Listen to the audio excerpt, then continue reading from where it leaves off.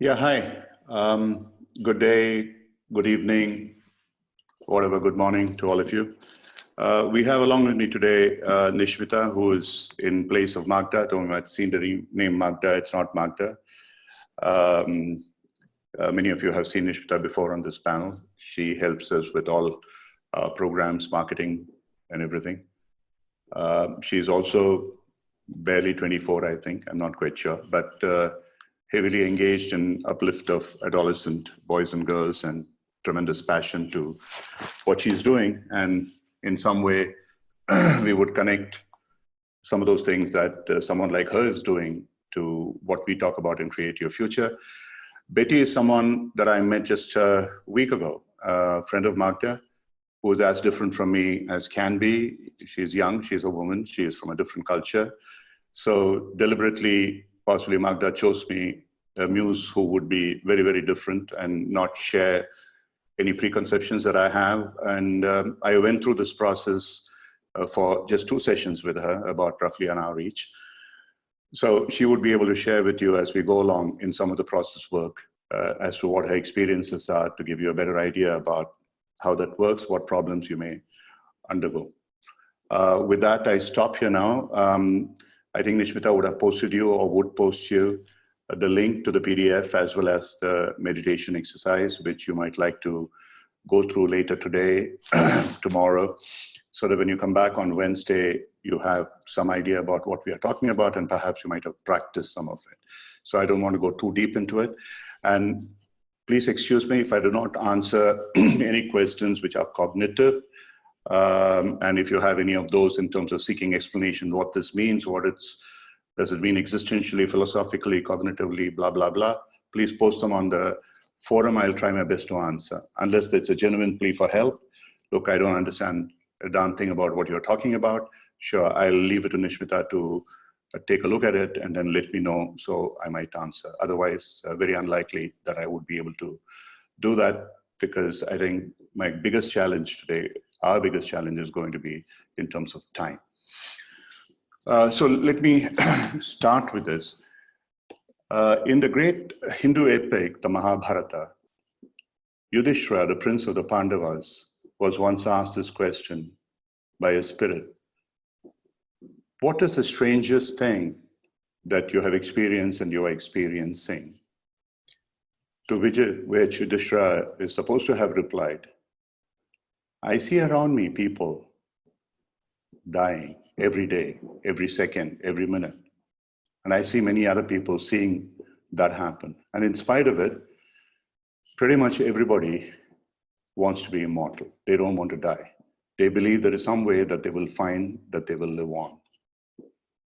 It's an extremely powerfully existential question and answer, which has been repeated by many great Hindu philosophers over the years.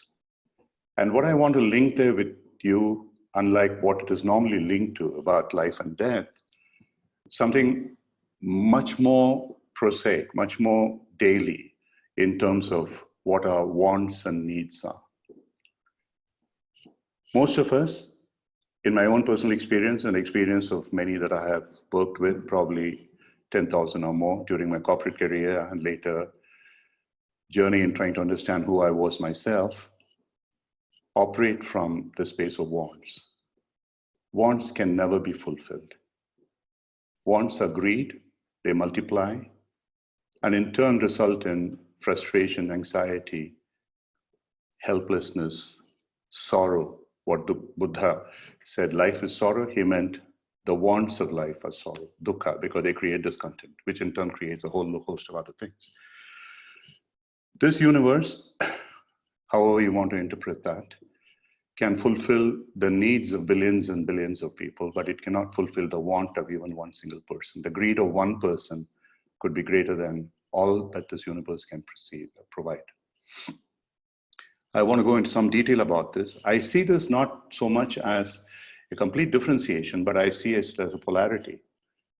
We will always be in this wants and needs, and it's our ability to move to the extent possible to the needs and integrate the two polarities into what our core needs are is pretty much what this process of Create Your Future is about. My wife is listening to this, so I'll be on my best behavior. But at the same time, I just would like to, in a sense, dedicate this process to her, because without her help, her wisdom, it would have been impossible for me to have arrived at certain of the things that I did and not do some of the things that I was doing. I would like to start with something more subtle than what wants and needs are. The concept of potentiality and actuality that I have talked about before. We as humans are all pretty much divine. We are spiritual. We have the potential of infinite possibilities, unlimited potential. Unlike practically every other species on Earth, the Homo sapiens do not follow the code of nature. Every other species eats when it's hungry, hunts when it's hungry, mates when it needs to reproduce, and nature dictates it. Many other things, they are coded within them. They follow a nature's code, whatever that code is for that species. We call that a dharma in the Hindu philosophy. Whereas the humans either have broken the code or forgotten the code. We have rewritten the code. After all, we are all great software engineers. And while rewriting the code, we have completely forgotten the basics of what we are here for. What did this nature, what did this universe intend us to be? As a result, while we have all this infinite potential, our actualization, our actuality of this potential is unfortunately very, very limited and often tragic. So we create as much destruction or more destruction than we create. And many other things happen as a result. And the major polarity that we need to really look at is, how do we rediscover this code of nature, the dharma that is within us, that nature intended us to be? What am I here for? Who am I? What's my purpose? What's my meaning? Stuff like that. So that we really are able to put our infinite potential of unlimited possibilities to actualize what we really need rather than what we really want.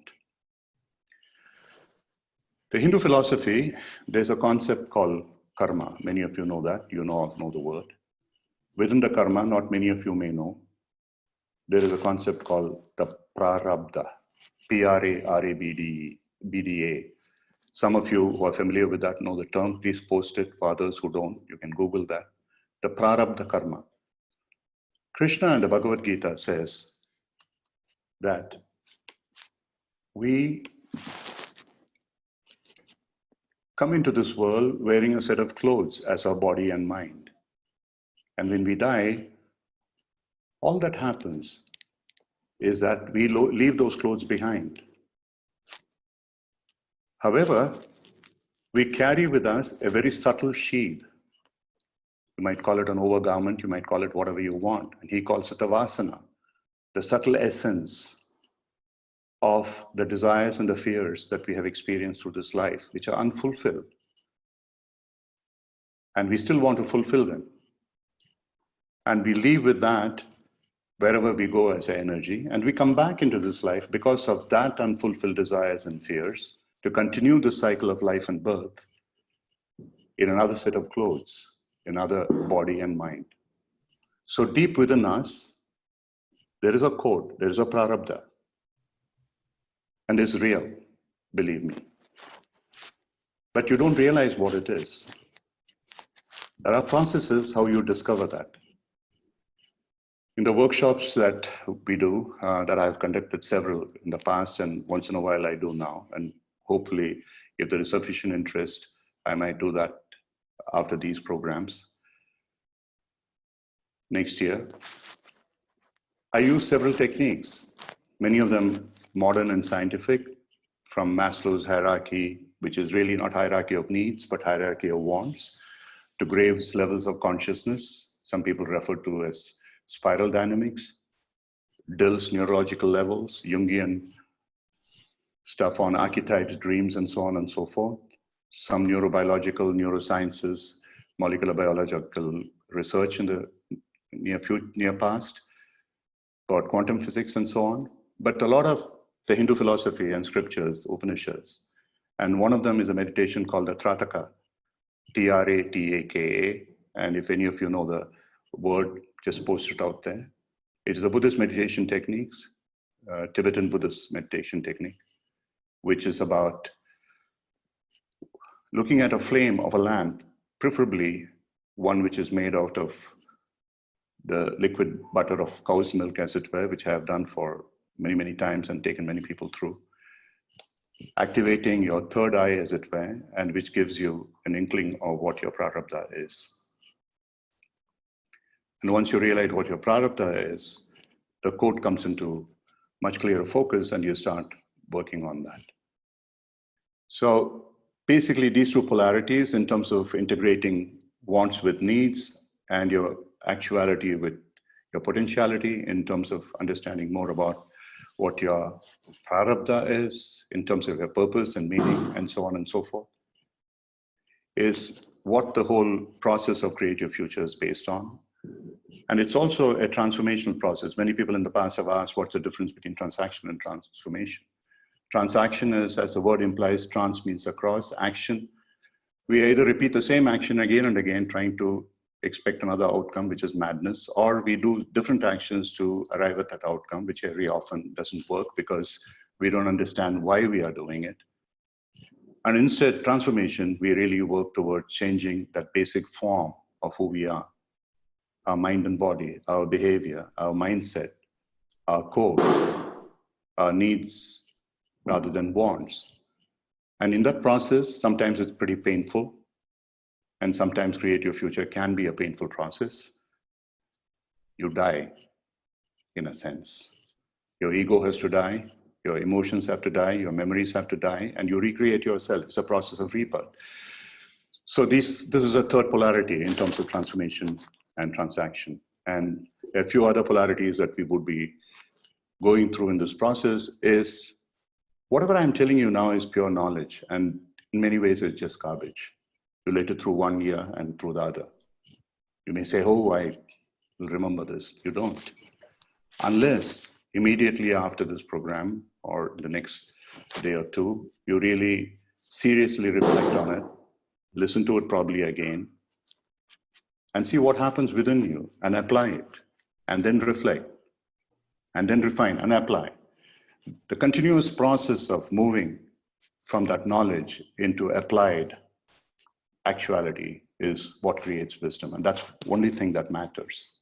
And in order to do that, your cognition, all your fantastic, wonderful thinking capabilities are of absolutely no use. They are actually blocks. You need to move from the cognitive thinking to a stillness of mind, where you're able to just witness, observe what is happening around you, and move forward with it. And finally, you move from a sensory mindful state, which is necessary for specific action at a point in time, to something which is mindless, which is just observing, witnessing, and understanding the being state rather than the doing and the having state. So these are some of the polarities, and I would be taking you through several steps. The first one is the meditation process, which you have in a podcast. Some of you have attended this with me today. Please go through that in the link. In the next session on Wednesday, I will try and take you through in greater detail that meditation technique. That's one. The second is I'll now start with a process which helps you to understand in this session in a much simpler way than the one that I do in the workshops as to what could perhaps be that purpose and meaning in your life, by going through a process that I call the joyful or the feel-good index. And from there, develop a kind of an ikigai, a sweet success spot, which puts together the purpose, the strengths, the opportunities, and what resources you need into a whole to create a kind of a business plan for yourself, for your work life in the next few years, maybe within 3 to 5 years.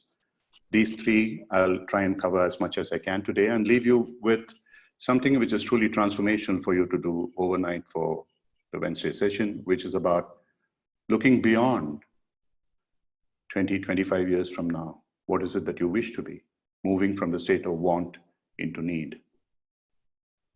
And then once you've created that vision, compare it with what is it that you wanted to do initially in the next 3 to 5 years, and see what the gaps are. And I'll take you through a process in the next session to understand the implications of this gap. What emotions come up for you? How do you cleanse yourself? How do you heal yourself? How do you get rid of the negative beliefs within you? And then create a kind of a streaming intent, a movie which moves from the want to the need, from the near-term wants to the long-term needs, and take you through a meditative process. So this is overall the total process, the entire process in some simplistic ways expressed in the deck, which has been shared with you. I know it's insufficient. That's the best that I can do in a webinar of this type. Over the next several weeks, months, we can cover these in advanced webinars if you have any questions to add. Next year, I hope to run detailed mastery webinars on this subject to train people who are interested in becoming trainers in this space. And unfortunately, given the reality of situations, it'll have to be paid and probably some face-to-face ones as well. So let me start today with the first step. What I want to do today is what I would call the understanding the joyful index or the feel-good index. I took Betty through this, and I'll just ask her to come back and tell me. Essentially, what I want you to do is this. If you have a piece of paper, and if you don't have in your own mind, draw a horizontal line and go back to the time as far back as you can when your memories existed. Maybe the age of 3, or if you have been extremely precocious, maybe the age of 1. From that time, over the years, every year, every 5 years, or whatever you can till where you are today, what are those things which really gave you tremendous sense of joy, achievement?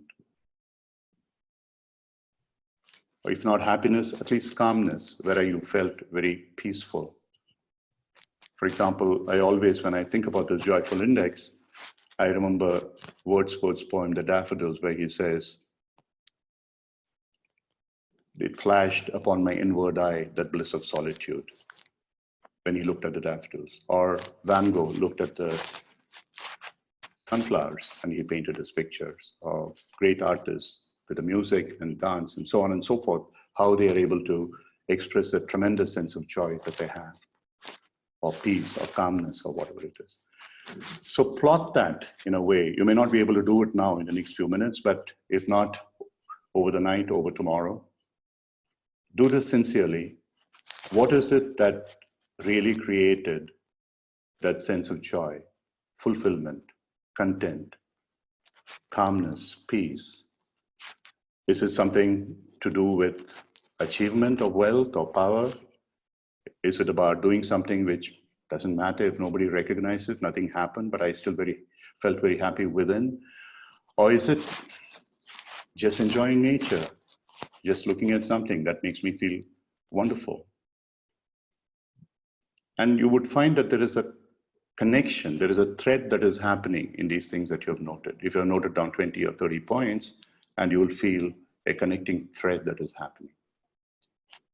And that thread gives you a reasonably good indication what that code is for you.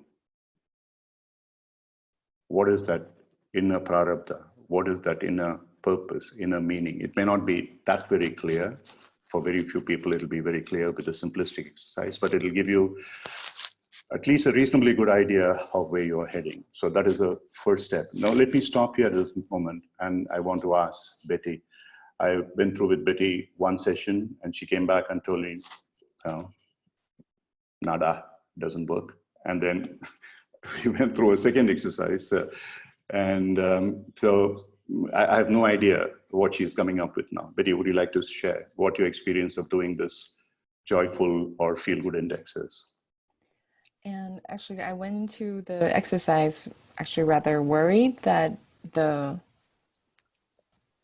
sometimes my what I express is much more mild. And I was worried that part of the reason why I'm glad to be part of this is there is a need, there is something unsatisfied in me that's made me a little bit numb. But what I found, and actually in going through it, starts with some things very small, the peaceful moments. And that I think really helped me start seeing my threads, which for me are the relationships, my family, or the peaceful moments of, for me, happen to be looking at nature, flowers, enjoying walks. And what was, I think, in going through it, then I added to my joyful index a second time. I started looking at some opportunities that I did not consider before. For my family, it's very much just looking at not necessarily careers, but just seeing other things. And I did find it motivating to then start identifying seeing other connections, things that maybe I was restricting myself because I wanted to look at within my current scope, within my current environment, starting to look outside. So it was something that I enjoyed. And actually, this past weekend, usually my Saturdays, when it's my one day where my afternoon is just my alone time, I spend a lot of it doing very little. But instead, I found that I was doing something different. I changed my routine, and then change my actions by going through even into exercises. And I think I'm going to be going back and adding more to it. And it's those, and then not feeling guilty that it's maybe smart starting smaller. And yeah, so it's been, I think it'll be like trickles of water, but I think it's very, for me, it's very empowering. And I don't have as much experience necessarily as some of you with the Hindu beliefs, but I think it's something that I think anybody can connect with at different moments in their life. And I think it's starts with something small.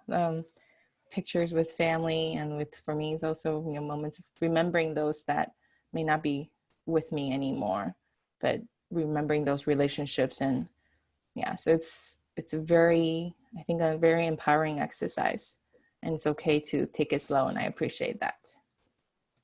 Thanks, Billy. There was a great philosopher saint in India, Ramakrishna. He used to worship this form of deity, which is terrifying, called Kali, who's basically, in some senses, a killer. And there was this lady who came to him and he said, meditate upon the Kali. He said, no way, I shudder. There's something that I cannot do. So he says, not to worry. Is there anybody that you truly love, whose memories really make you feel whole, connected, content? I said, yeah, there's this little nephew of mine, and I love him a lot. He said, just focus your attention on him and meditate upon him, and then come back after 2 weeks. And she came back after 2 weeks. He said, when I was able to do that, I gradually felt that it's no longer that my love and compassion and care was limited to him, but expanded beyond that. And now I'm able to look upon this fearful, terrorizing image of Kali and still be able to see what is beyond that. So that is how it starts. And what you said, it may be very simple things. Somebody has posted here in terms of relationship, playing with my baby brother, and so on and so forth. So that, how does it translate into something much larger in terms of our connection with the rest of the world? Is that what we are really coded in, rather than pursuit of wealth and power, which is what, like, for instance, a large part of my life that I was completely focused on exclusion of others. And the more I achieved them, the more I find I wanted more. It was never ending. And finally, it had ended in several traumatic events. And finally, I had the realization that I need to completely relook at my life and reframe my life. It's not bad to seek wealth and power. Certainly, they are a very necessary part of our existence, our day-to-day existence. However, if that is to the exclusion of several other things in our lives, such as relationship and health and so on and so forth, then we are really courting disaster. And that is not really the natural code that has been set up for ourselves. So what I would like to leave with you is, it may seem very simplistic to you. Is it going to lead anywhere? I promise you it will. I have worked with literally thousands and thousands of people on this, and it does work. Start with a simple step of plotting your joyful experiences or calming influences or feel-good experiences or experiences where you feel in control and so on and so forth over the years, from as long as you can remember, and see what are the different connects that are coming. And those connects are really what is going to make you happy. The simple principle is that which makes you happy when you engage in fully makes you skillful, make you powerful, and you do better and better on it, and it'll make you successful. If you don't have that passion, just from cognitive brilliance, if you try to do something, you're going to falter sometime, someplace. And you're not going to be happy. You're not going to make other people happy. It's a very, very simple principle. So I would like you to take that. This is the first step. Unfortunately, I do not have really the time. I normally spend half a day on this process, but here we are spending a few minutes. The next is, call it what you will. You call it the purpose, the passion, or whatever else it is. Let me just put this chart and share screen with you so that, yeah, Betty, you are able to see this? Yes. Yeah, thank you. So this is, yeah, many of you are familiar with this fashionable word called ikigai, which has been rediscovered many people because that's a new age word. We call it the sweet spot of success. You start with what you discovered in the joyful index as the potential or the passion, which indicates your potentiality as well as the passion, the code to lead to that potentiality, in a sense, your product. In another circle by its side, whichever way you want to do it, put down another circle overlapping with it, which indicates the strengths that you've had, that you've displayed in terms of achieving whatever you have achieved.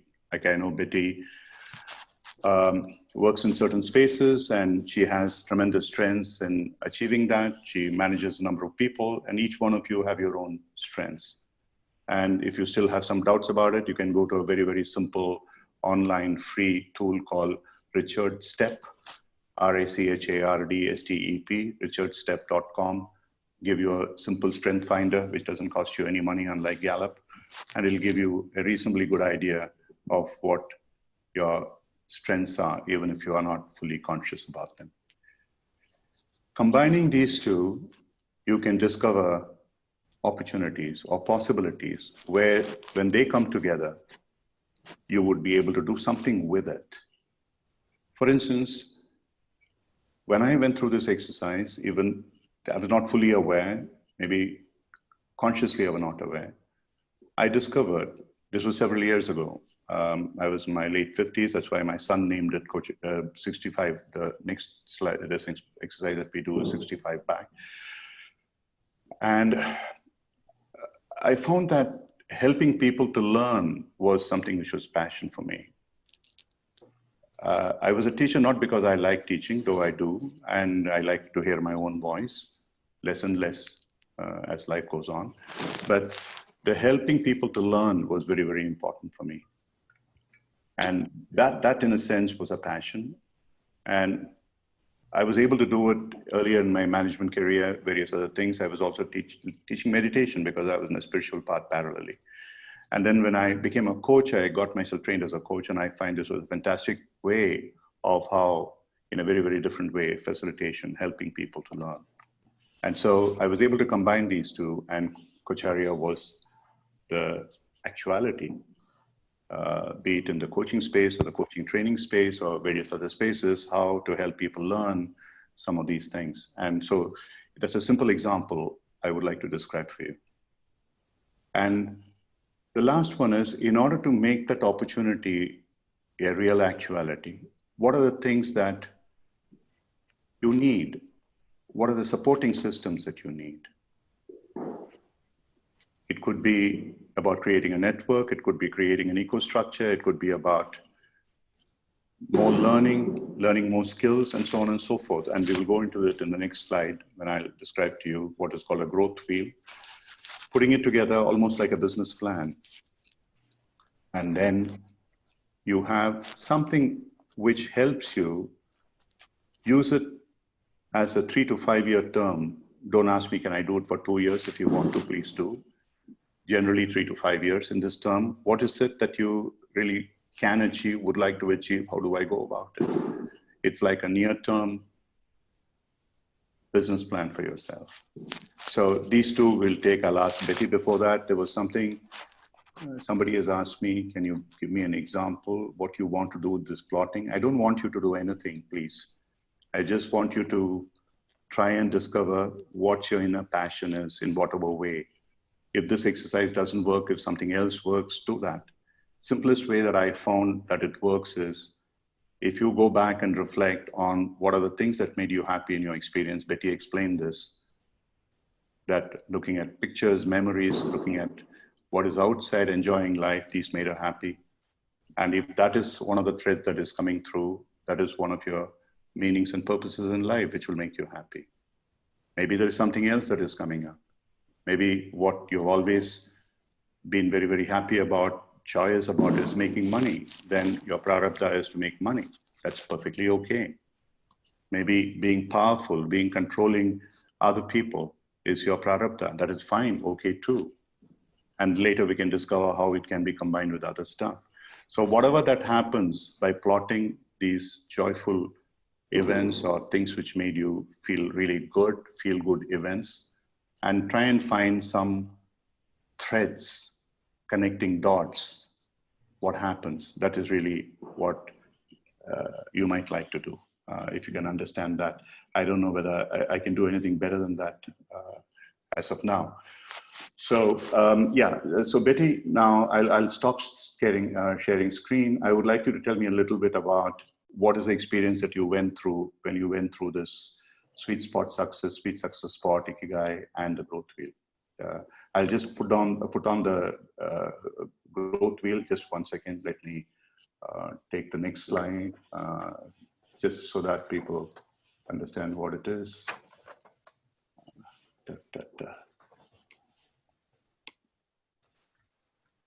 Yeah, sorry about that. Yeah, this is the growth wheel. It is a simple business plan. Most of you who are in the executive space or any space where you're doing some work would understand this.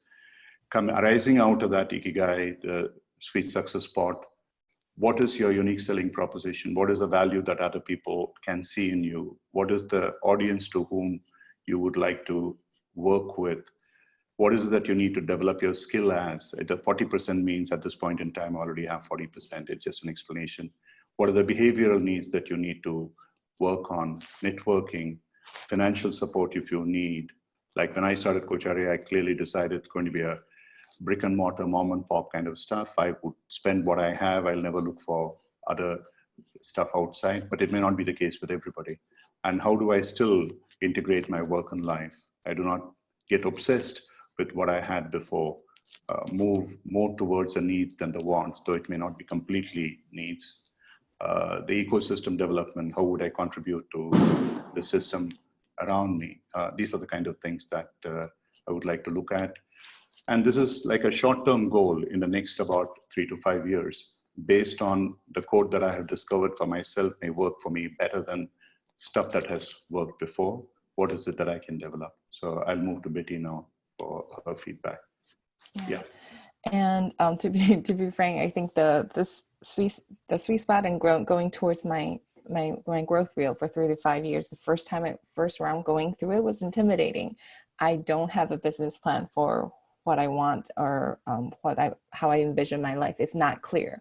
But I really enjoyed going through the mind and body awareness meditation. I think it took maybe 2 to maybe the 3rd time where I started to feel more and more empowered. And it was hard for me to see more actionable patterns initially. But then I think after the 2nd time I went through the meditation, I started doing things, just and cleaning up, tidying up the house, or the work meetings that the outcome wasn't what I wanted it to be. But working with my team to say, okay, let's look at another way. Something that was powerful in going through these, finding the opportunity. What are the actionable things? Those are things that's important to me. How can I enable myself to do something to change the situation at work, at home, to have more positives in my life, but also helping my team see that. So not thinking about, I don't want this, but really framing it as, okay, for example, one of the things we're doing is we're hiring more managers. Okay, but feeling frustrated. Okay, we haven't found the right person yet, but I think we have a better understanding of who we want. And also we will find this person, and it's going to be a fantastic manager for this area, and helping the team see that. So a lot of it for me was, okay, that's something I want in my growth wheel. And knowing that it's going to be 3 to 5 years, having that a better defined in my work context for succession planning, but also coaching my team to develop that. And then that was my small spoke of my wheel that I was able to start laying out actions. And once I started those motions, then it allowed me to look at, okay, better putting to words something that was, what is Betty, what's my unique selling position? And I think it allowed me to feel in other spokes of my wheel, starting to better put things into words. So again, I think that consistent thing for me is it's okay to start small, and then working, not necessarily knowing what my end vision, my final path is, but it's that process of going through it, the journey of going through these exercises, and then being patient with it to see how it grows and fill in the other areas. So that for me then allowed me to see more intersections. I don't have a clear picture of my Ikigai, but it has allowed me to fill in more spokes of my growth sheet. So that's been kind of my process, and it's going through it, filling it a little bit at a time. And I do find that mornings are best for me. I'm not a morning person, but what I've been doing is listening to the meditation in the morning, feeling trying to envision that light, the energy, and then becoming not so trapped in my thinking process isn't the checklist of what I need to get done, but just generally feeling calm and ready. I think that deep breath to go on to the next step, whether it's my exercises or tackling a project at work. So that's where I'm at. Great. Since we have had just 2 sessions of roughly about an hour each. Okay. I didn't know you from before. We haven't had any follow-up sessions. Now, in what way, despite the fact that the first time around you really had doubts about what to do with the joyful index as well as with the Ikigai, how were you able to link that what you found was something that resonated for you, made you happy, into creating that Ikigai kind of picture and then move into the growth wheel? How did that sort of segue from one to another? For me, it was so to share with I started by reflecting, like, one of my patterns is I need to be with more people, and it's the interactions that help is something that I need, even though oftentimes when I'm down, or if it's been a bad day, I say, okay, I've had enough of dealing with HR or dealing with people. But knowing that, seeing that, because I was honestly surprised how often people and in interactions and relationships came up in my joyful index. So then taking that to think, okay, that's okay. What's the one thing I can do at work right now to give me more of that? So I started with, okay, now let me put it in the context of these projects at work with these people. And that allowed me then to put it into words, and then putting into my growth sheet, not because it also inspired personal goals such as learning languages, or what will allow me to travel, and what are then go circle back to, there are times in my life I found that I've gone through cycles where I feel guilty about or wanting to disconnect from the more financial things, but there are things that I want to do, such as an interest in nature, environment, and preservation efforts that requires money and requires the certain level of wealth to be able to support those efforts. So then saying that it's okay, I noticed that in myself, and I have strength that will allow me to do that, and then circling back. So it's starting small, starting one area. What are things that, and then it does trigger it. It brings my attention to other things, and then circling back to the specifics, and then putting them. I hope that the attendees will find once you really sit down and print out the PDFs or write down and visualize those circles, filling them in one bit at a time. That I think is just putting it down and then coming back to it. It's not necessarily a transform. I didn't expect huge changes right away, but I've been really happy with being able to fill it in, trickles at a time, and feeling more and more ready to make changes. I think the biggest transformation, biggest change for me is from feeling fearful or feeling guilty that I'm not satisfied with what I am, because I'm in a much better position. There's so many people out there, but not comparing myself to the wants that I borrow from others, as you shared with me, but knowing that I can do something. I can start with how I smile. I can start with what I do that afternoon, making time, not missing another family appointment because of work, and making that time to do something and be ready to do it when the opportunity comes. That's the biggest thing for me. Great. One of the things that you mentioned, if you remember, is that a lot of your work requires management of budgets and KPIs and so on, and the dollars and cents don't interest you at all. But what we really like to do is to work with people and see how it impacts, for example, the children with whom those processes that you're working on is applied. So you're right. At the end of the day, that is why I call it polarities. There is always a certain want and there is a certain need. You need to exist, you need money, you need some position. At the same time, you have some great needs. Those needs may be your love of nature and so on and so forth. So traditionally, the way that is always looked at is move to your needs, it'll make you tremendously happy. But none of us is in that position. We are not in a position to say, oh, I take off my clothes and I walk into the sunset. It's not going to happen.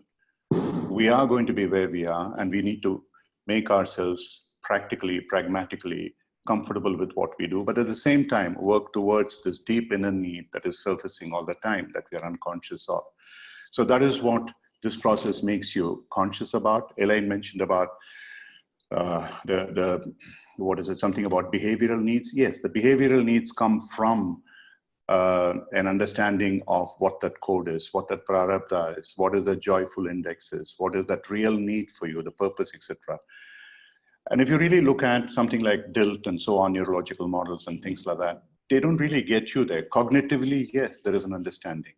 But if you go experientially back into what you have felt at a point in time, and then you work towards this, it adds a tremendous lot more, and you are able to figure out a lot more clearly as to what you're looking for.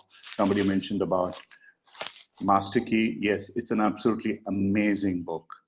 Charles Hannell, it was written about 100 years ago. He had tremendous amount of knowledge about various other religions. He talks about the Upanishads, the Dhammapada. He talks about, of course, a lot about the Bible. And I found so much that came from the Bible, which was so much that was in common with what was in Upanishads. Whether it was energy, whether it was something about somewhere, I don't remember where, Jesus saying that You know, if you visualize something as it is that you wish it to be, and it'll happen. Oh my God, that was just a revelation for me when I read Charles Haanel several years ago. These are normally not associated when people talk about Christianity. And this is something tremendously powerful that came to me from Master Key System. So now we will take a big jump, a transformation, and which is something, if possible, I would like you all to work towards today and tomorrow, if possible, and come back on Wednesday to share. And Betty, I don't want to go through in detail about what it is today. What I found was when I was working with executives, and I was working with a number of high potential executives in age groups of about 25 to 35, and when I started asking them about what is it that they want to be, and everything was related to the next 3 years, maybe maximum 5 years.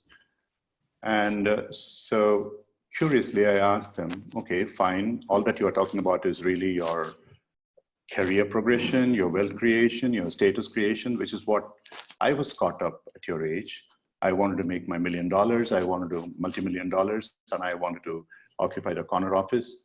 I did that and it didn't stop. It went, I don't know, whatever the creature is, grew and grew and grew. And to such an extent that it completely subsumed me. And everything else became subsidiary. My whole life, apart from the fact that I was chasing money and wealth, money and power, it was meaningless, everything else. And suddenly, out of a trauma, I realized that it doesn't help. And I was very fortunate that I had a spiritual bent of mind, and I went through a Vipassana before that, and I understood suddenly what it was that I needed to do. And so I said, stop the world, I'm getting off. And I went on to a spiritual journey, which, thanks to my wife, I didn't become a monk, gratefully, because that would have been the worst thing that I could have done. And I realized there's nobody else outside who can help me. There's no guru out there. There's no Baba out there. There is no master out there. Most of them are hypocrites. I'm sorry to say this. Every single one that I have met himself is searching for something. He hasn't realized it. And he says, I can teach you. Absolute holy crap.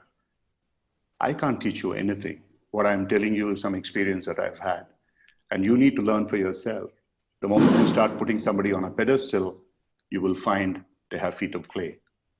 It's much better that you follow your own feet of clay rather than somebody else's feet of clay. You'll be far better off. So what I started working with them was, I said, great, you know now, like a growth wheel, what is in the next 3 years to 5 years that you can do? And we did that. And now, why don't you look at something 20, 25 years beyond? When you're no longer really going to be working, it's something like Stephen Covey says, with the end in view. What about the obituary, the eulogy that somebody is going to talk about when you're getting buried or cremated or whatever? What is coming up for you? You don't have to wait till you get buried or cremated or dead. Today, can you think about what it is going to be 25 years from now? What is it that you want to be? What is it that you want to leave behind as a legacy? It's a holistic overview of what you wish to be, completely disconnected with what you're today. It's totally need-based. It's about a little bit about your wealth and status, but not so much about actively seeking them, obsessed with them, but in terms of, yes, I need to reach that point, and this is where I would like to have a sustenance which will keep me happy in the state where I am today. But many more things, which is about learning, which is about serving other people, which is about several other things. I'll just show you this. And we called it 65 back because it was something that I sort of developed at a time when I was 65, or when I was about late 50s, going towards my 65 age, and what I wanted to be at the age of 65. And my son named it, following some US sport terminology, as 65 back. Okay. So the 65 back is, if you see this, is wealth, assets, career status. These are two of the segments. But there is about health, which we never think about. When we are in our 30s, we are immortal, invincible. What about relationships and family? What about service to community? Joyful, interests, things that you would like to do just for the heck of it, take a vacation, go somewhere, personal growth and learning, larger environmentals and spirituality. Putting all this together, what is it coming up for you as a much larger, holistic picture, a vision of what you would like to be, the legacy that you want to leave? So this is something, if you start looking at it, when I asked these people to look at it, their first response was, look, you're crazy. I can't even fully comprehend what I'm trying to do in the next 3 years or 5 years. And you want me to look at 20, 25 years beyond. How is it going to help me? So I said, what's your fear? No, I can't even think of it. I can't control it. It's too hazy. It's too blurry. So my question to them was, what is it that you are able to control, even something that happens tomorrow? What is it that you can control even in the next minute or a second, whether you're going to breathe or not? You don't know that. You think you're going to live. You have no idea. You think this is going to happen tomorrow. You have no idea. You think this is going to happen next month. I am the one who's controlling all the threads out there like a puppet. It doesn't work that way. Every one of us knows that, yeah, you try certain things, they work, if you're lucky.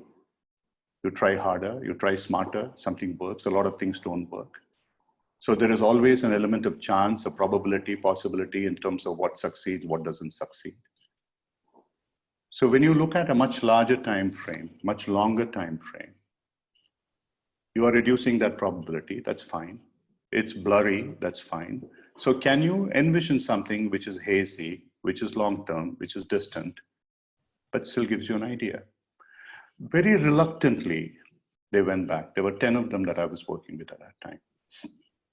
And I got together in a group and started discussing it that with them once. And they came back with things amazing that completely threw me off. They themselves didn't understand. One guy said, you know, I want to go back to the village where my grandfather set up a school. And they were in a multinational selling consumer products. I don't want to be doing this job. I have absolutely no desire. That's what I want to do. I said, hold it. We'll go to the next step. But hold this thought. What is it that you would like to be? What is it like you to serve? Who is that audience, etc., etc. Something like this, business plan, as it were, looking at it in a much more cognitive way as well. Another guy said, I always wanted to sing. My granduncle was this, and so on and so forth, some gharana, some form of music, and this is what I want to do. Another person said something else. Out of those 10 people that I worked with, 4 of them quit their jobs. And as it so happened, each one went to Stanford, one went to Harvard, one went to Duke's, one went to London School of Business, and they're all doing extraordinarily well in spaces where they trained themselves to be. But when I spoke to them a couple of times later, still with that clear vision, this is where I want to be. I'm moving towards that. And that would happen. That's my life's ambition. That's my prarabdha. That's going to happen. There was a person, probably 50 years old, I was working with a couple of years ago, and we went through this, and then she came to me and then she drew a map on a piece of paper. You know, this is what I want to. It's like a school. I want to teach kids, and there will be some farm behind this. There'll be some animals here, this, that, whatever it is. I said, fantastic. I don't know what you're talking about, but if that is what you want to do, put it together holistically. This is the way you do. About 1.5 years later, she sent me a photograph. Said, Ram, you know, this is where I am. And this was exactly the picture that she drew. And this happened. And so it's not a miracle happening. You are creating your future. You are envisioning that future. And you are embedding it within you. And as you keep thinking about it again, this process we will go through later, you will find that it happens. So the step is, when you go and create the 65 back vision, 20 years from now, 25 years from now, if you're 50, maybe 70 years, If you're beyond that, maybe 10 years beyond. If you're 40, maybe 65, whatever the period is. Holistically, what is the legacy that you want to leave behind? And then walk back from that age to the age at which you've created your growth wheel, 3 to 5 years from now. So you have on one side, I told Bitty, the future, the 65 back, put it on the right side, the present or whatever, the short term, the left, the growth wheel. Look at these two. There would be great gaps, believe you me, if they were this. You would be an exception in this world if they were the same. Then you don't have to come to any of this great. You have already achieved what you wanted. You don't need this. But for most of us, there's going to be a gap. And this is the gap we are going to explore in the next session. The gap is created by our beliefs, by our conditioning, by our assumptions, by our value systems. So when you understand these gaps, I would like you to explore for yourself, what is it that is coming up for you when you see growth wheel on one side on the left and this visionary picture on the right? What is it that you experience? What is coming up in you as your sensations? What is it coming up for you as emotions? What is it coming up for you? Thoughts. Journal them, put them down. And if by that time some of you have done that, I would like to invite you to the panel as well to join Betty and then tell me what you're doing. And I'll take you through an extraordinarily, unfortunately, I cannot go to it to the length that I can do otherwise. It take me a day and a half to go through the 7 chakras, but very quickly take you through the chakra energization process, where each of those which are today blocking you, holding you back from what you want to achieve, can be reframed and relooked at. At the root level, what is called the root chakra, how your desires, which are probably want or egocentric, can be made extremely powerful by becoming ecocentric, by something that you can do over and above what you do for other people. Bill Gates and Warren Buffett are fantastic examples of that. The huge amounts of money that they have made, most of it they have spent for betterment of other people. So that wealth creation by itself has never been a block for them. There are many more people like that. At the next level, we have blocks in terms of fears. Oh, okay, if I do that, what will happen? I lose everything I have. Then what do I have to hold myself for? How do you overcome those fears and have the courage to move ahead? Then how do you handle the residual anxieties which come up for you? Day to day, how do I handle my worries, my anxieties, and feel powerful? How do I validate myself at the heart center? How my own belief in myself is sufficient for me to disregard what I may receive from other people as validation or lack of validation. And from there, move into a space at the throat center where I discover my own uniqueness, that I am capable of doing this. No matter what, I'll be able to do that. And then moving into this third eye center, which is the center of your prarabdha. Yes, I'm in control, but I don't need to control other people. By being totally confident, by being present, I do not need to control or make people afraid. I can inspire and influence them. How do I do it? And finally, with all that, you reach a space where you're fully content and fulfilled. There's a process which is extremely powerful. As I'm saying it, it's pure words. It doesn't mean anything, but when you experience it yourself, you will find that starts happening. So one of the things I would like to leave with you also, before I have a short discussion with Betty on this, is one of the points that she mentioned to me, and she also briefly mentioned here, she kept repeating about this meditation. She had never done the meditation before, and she did that. And one of the things that she told me was, for the first time, I learned that breathing has to be from deep down from the navel. This is the whole problem with many of us. We breathe shallow. We breathe from our throat. We breathe from our chest at best.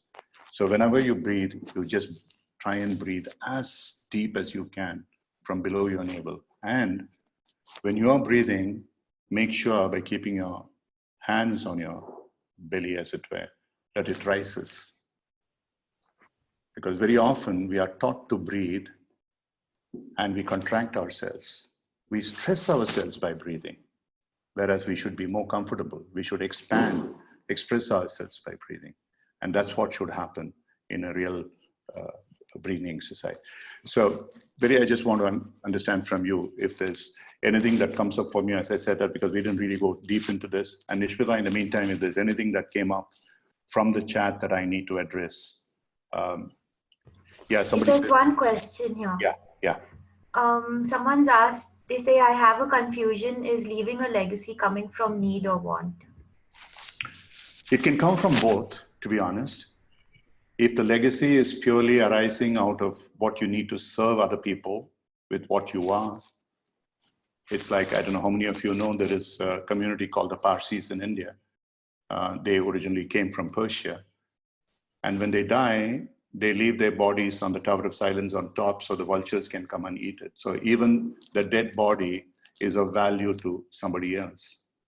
So that they leave behind is not for their need, for their want. It's to fulfill the need of somebody else. So if it arises from fulfilling the need of somebody else, yes, it's a true legacy. But if you're more worried about when I die or when I get to my old age that other people should respect me more or whatever it is, it's about your want. It's your decision, basically. But when you look at the totality of this holistic picture, if you look at it, it's usually highly probable that you will end up with a need picture rather than a want picture. Yes, Betty, yeah. So sorry, what was the question? No, the question was that what I said about now moving, I don't know, but we talked about it, we didn't really go through it fully, about going to the future, the 65 back and then coming back. If you did do it, what did you experience so that people can have an idea about what to expect? Yeah, so the exercise was in going through the, having started, my 65 back is fuzzy, but what Ram had asked me to do was in going through the meditation and trying to visualize the chakras, ask myself a couple questions such as, what are my fears? Or like, what are things I feel the need to control? How are the actions, how to make it happen? And what are things I need to let go?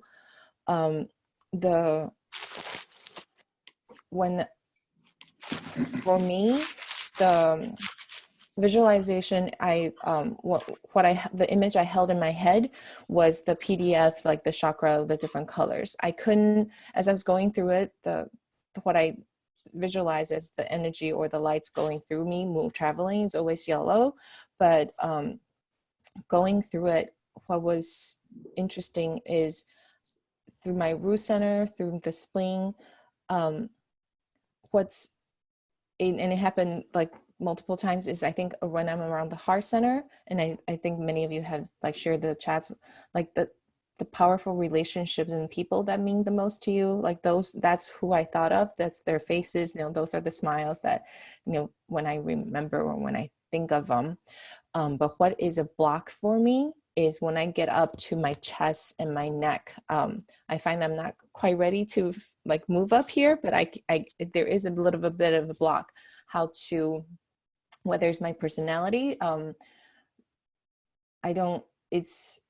hope that I'm happy to share the experience with everybody out there through this webinar. But I think being more vocal, one of the things that I want to do, that I've set as a goal for myself for this week, is how to be more free in offering my feedback at work, so that I'm not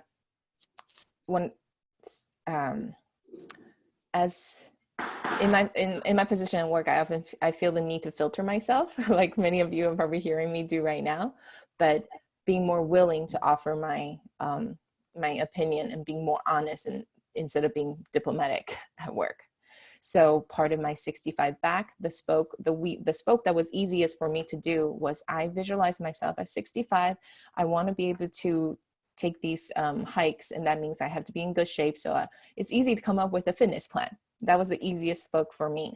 But going through it the next time and noticing where my blocks are and and being empowered from the light in my chest, but feeling blocked in my throat, and feeling the tension at my shoulder when I think about work. But then remembering to let it go, because one of the prompts in the audio, and one of the things that Ram said is, when the thoughts come, recognize it, but also be prepared to let it go. What are the things to be aware of, and then after the meditation, noticing what are the things I'm doing differently. Are there choices that I'm trying that I enjoy making, and what are things that if I don't have control, I have to do it. That's okay too. And having in my part of my 3 to 5 year plan is, yes, I am recognizing that there are things that I can make better, and there are changes I want to make in my work life, and that will allow me to fill in the wheels in my 65 back. So, and I think this will take me a couple more tries, but noticing like when I meditate, go through the process, my hands always feel warm, and then they get really clammy, and then they feel warm again. But I think it's, again, it's a very, I think, empowering feeling for me to feel that, yes, the universe will help me reach the goals, whether or not help me find my purpose, and that I'm going to try my best to keep going through it until it's better defined for me. And another thing I do want to say, it's powerful for me is to phrase my visual, like what I want to be in the positive. I want to give back to the world, and I want to protect our environment, instead of I'm sad to see A, B, and C. What are the things that I want to do? What are the things I can do? So that's what I got out of my last assignment that I want to share with everybody. Great, thanks, Betty. I just want to leave this with you, since you said that you were getting blocked somewhere near the throat. It's about expression, it's about communication, it's about expressing your uniqueness. So rather than trying to filter anything, don't, just be authentic, but at the same time, what is Carl Rogers calls a congruence in terms of what you think, what you speak, and what you act. But at the same time, unconditional positive regard to the other person. So whatever you say is going to land well, that the impact of what your intent is in alignment. That's extremely important. And for the rest of you, do not worry too much about the chakras, the colors, the visualization, etc. Those are purely, I just took that picture from the internet, and who the hell knows what the colors are, to be honest with you. I mean, each one has her own interpretation. Most of them are wrong. You might find that your heart chakra is completely coming up with a different color than any of these people say. You don't have to align with that. It's what comes up for you that is important. So what I want to do at this point in time, so a couple of things I just want to leave with you. Yeah, these, whatever, the joyful index or the feel-good index, and then moving to the ikigai and the growth wheel, and then creating the 65 back, coming back to the same time frame as the growth wheel. Look at them side by side, right and left, and then see what the gaps arising out of it. What are the sensations? What are the emotions? What are the thoughts that are coming up for you? Then we will work on it in the next session. And if a couple of you would like to be here, you would like to, if you've had experienced it already, and if you want to do something with it, come and join us. We're going to have, again, short of time, we're going to do at least 2 major exercises next week, the next session on Wednesday. But today, what I wanted to do was take you through a meditation, with your permission, which is not something that I do always. It's not many people do this particular meditation. It has multiple outcomes. One is it's about connecting you with the elements that you're made of, which are the earth, water, fire, air, and space. Those are the 5 elements that we are constituted with, and which also frightens us. Even though we are of the earth, we are frightened of being buried.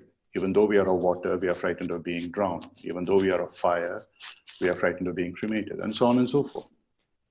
So this meditation is something which could take you through in a very, very simple way in terms of what your natural elements are and how do you exist with that. And to a large extent, this will also help you clear some primal primordial fears. And the video of this would be available to you. Nishmita would try and reach it to you by, say, in about an hour and a half after the session. So if any of them practice it, it is something that could help you in future as well. Some of them who have experienced this have felt good about this. So I'll start with the meditation. At the end of the meditation, I will not be entertaining any questions, any discussions, nor do I want you to do anything. Just be, stay where you are at the end of that meditative period, which might end maybe 15 minutes or 20 minutes from now, I have no idea. And at that time, stay in that space for 5-10 minutes if you can, and just be mindless. Just disengage from your thoughts. Watch them as if they are clouds in the sky. Okay. So let me start the meditation. And Betty, if you want to mute yourself, that's fine. So there will be no further conversation. Yeah, I would like all of you, wherever you are, to sit comfortably. If you are in a chair, firmly place your feet on the ground. Rest yourself comfortably at the back and put your hands on your lap or on the armrest or wherever you are, and keep these 3 fingers together. They are kind of kinetic anchors. They're not really any kind of a mudra with any special meaning. If you're on the floor, sure, sit on the floor, do the same thing. Most important is keep your back, spine, neck, and head in one line, aligned, erect. Do not slouch forward, do not slouch backward. And close your eyes and be awake. It is good to meditate while sleeping, but it's bad to sleep while meditating. So just keep your eyes closed, put a smile on your lips, with your feet firmly on the floor, with your fingers together, hands on your lap. Take a deep breath, as deep as you can, from your navel and below. Hold it as long as you're comfortable. Exhale as completely as you can, and hold. Just repeat this. Inhale deeply from below the navel. Watch or feel your belly rise. Hold as much as you can comfortably. Exhale completely and hold. And as you inhale, feel that you are breathing in the energy of the universe. And as you hold, that energy is spreading through every part of your body, tips of your fingers, your toes. And as you exhale, you allow yourself to expand beyond this mind and body into the universal energy beyond. And as you hold, you become one with that universal energy. You are one with that energy. Just become one with that energy. Keep breathing, inhaling deeply, holding, exhaling deeply, and holding.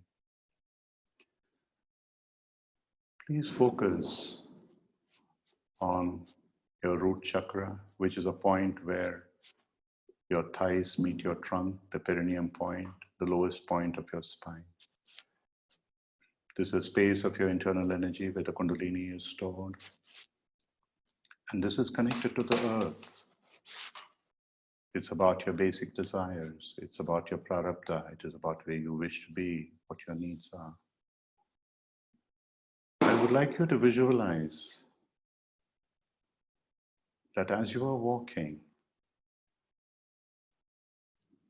on a pathway which is just soil, which is not tarmac, concrete, in a rural area, in a field, wherever you are, the earth is opening up in front of you and you're walking into the earth, unafraid, not knowing. You go deeper and deeper. It is dark, but it's inviting, it's comforting. It's after all what you're made of. It's your mother, it's a Mother Earth, nurturing. Without the earth, nothing will exist. You are seated by this earth. Be comfortable. Go deeper and deeper and deeper. You don't know how far deep you have gone. You are covered on all sides by the earth. You're buried, and yet You're alive, you're breathing.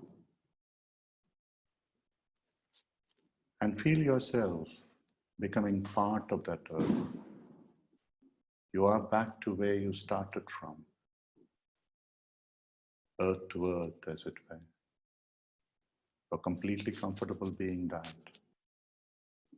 The body, the mind, the matter has once again gone into that elemental form of the earth that you came from, the earth that you are part of, the earth that your root center is.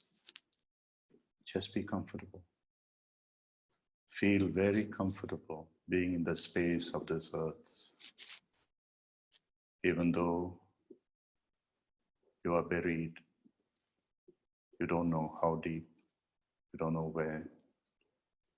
All that you know is it's darkness, but it's wonderful, nurturing, caring, energizing darkness.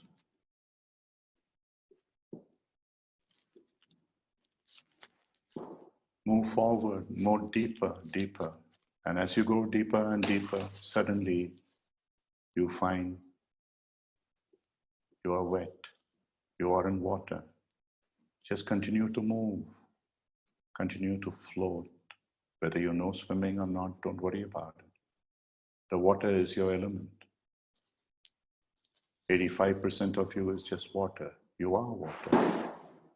Become one with that water. Become like a fish. You are breathing in that water, comfortable, with absolutely no fear. There is some distant light which you can see from the darkness that you have moved into. And you are expanding, you are floating, you are free. You feel yourself growing bigger and bigger and bigger. The bigger that you are, the easier you find it to float. Allow yourself to float completely, expand completely. Move forward. Keep going, keep going, keep going. You are in this beautiful elemental space of water. You experience the nurturing of the earth. Now you're experiencing the enveloping nurturing of water. Swim, move, float forward.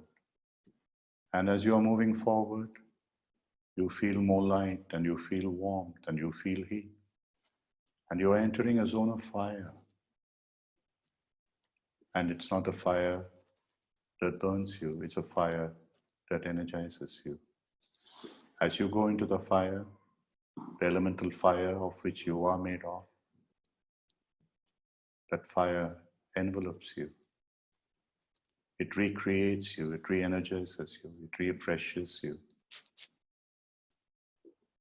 Allow yourself to become part of the fire.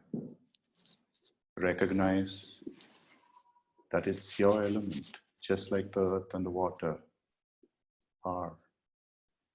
And in the fire, you are being yourself. Your body and mind do not matter anymore, but your energy is the same energy as the fire. Recognize that, respect that, and be in the fire. Be unafraid. Feel all the inner tensions, the inner worries consumed by that fire.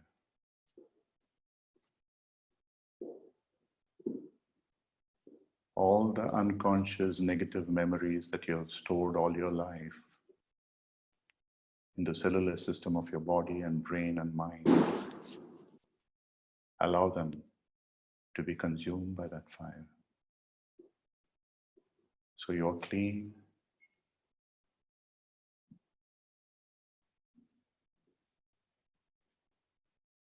You are a white boat, you are a tabla rasa. From this beautiful space of having gone through the earth, the water, and the fire, move beyond as you walk beyond the fire. You suddenly find yourself floating and flying in air, free as a bird, another element that you're part of, soaring higher and higher and higher, reaching heights that you've never been before. Allow yourself to move up, soar to reach the potential that you are capable of, the infinite possibilities that define you. With no fear that normally you cannot fly, but you are flying now. Without worrying about whether you can fly higher and higher and higher. Yes, you can. Just keep flying. Become one with the air. Allow that air to lift you as much as you wish it to be. Keep moving forward. Keep moving upwards. You've been through the earth, the water, and the fire elements. Now you are in the air element. Allow that air element now to lift you further and further and further. The air element is the stuff that your heart center is made of. You are expanding, you are connecting with everything around you, the elements, the creatures, the universe, everything around you. You are expanding in compassion, you are expanding in love, you are expanding in relationship. Just allow yourself to soar. And as you move higher and higher, you enter this space.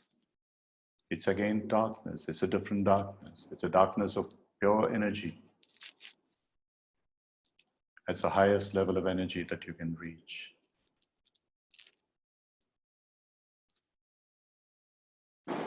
The space is where your crown center energy is. The Sahasrara is where you are in integrated state with your own spirit, with your own energy. Just be comfortable that you are in the space of energy where you are one with the universal energy. You are in a state of constant expansion as a universe is. It's never ending. You're expanding infinitely. You're expanding in your potential, infinite possibilities. Allow yourself to expand more and more and more. Stay in this space, this beautiful space. You have moved through the chakras from the root chakra to the crown center, the Sahasrara. Just focus your attention on your heart center. Keep expanding. Move beyond the room that you are in. Move beyond the city that you are in. Move beyond the country that you are in energy. You can see the entire earth and the oceans and the land. Move beyond that. You are moving into space where you are now. You can see the other planets. You are beyond the solar system. You can see the galaxies. Move beyond them. You move into the universe and the multiverses. Keep expanding, keep expanding. Staying in your heart center, focused on your heart center, breathing in, holding, out, holding. Continue this process. Just be there. Just be there. You're going deeper and deeper into your own inner self, at the same time expanding into this universe. With your feet firmly on the floor, with your eyes closed, with your fingers coming together in a circle. Any time in future that you will recreate this experience, all that you have to do is to sit in this posture and put your fingers together. Which will act as a kinesthetic anchor and bring you back into this experience immediately. So you can take off from wherever you left at any point in time. Go deeper and deeper. Stay in the space of anahata. Practice this a few more times with deep breathing, inhaling, holding, exhaling, and holding. same exercise of going through the elements: earth, water, fire, air, and space, and expansion. And then look at creating your joyful moments, your sweet success spot, your growth wheel, your 65 pack, comparing them together, finding out what the gaps are, and what is it that is coming up for you as emotions, sensations, thoughts, so that you can bring them up, journal on them, and we take it to the next step, how we can help cleanse every one of them. A lot may have got cleansed even during this process of meditation, but we'll go deeper and deeper into this space. Slowly, gently, open your eyes, but stay in this space of contemplation, of peace. Stay where you are to the extent you can for the next 5 or 10 minutes if you can in this state of meditation. We see you again on Wednesday. Thank you.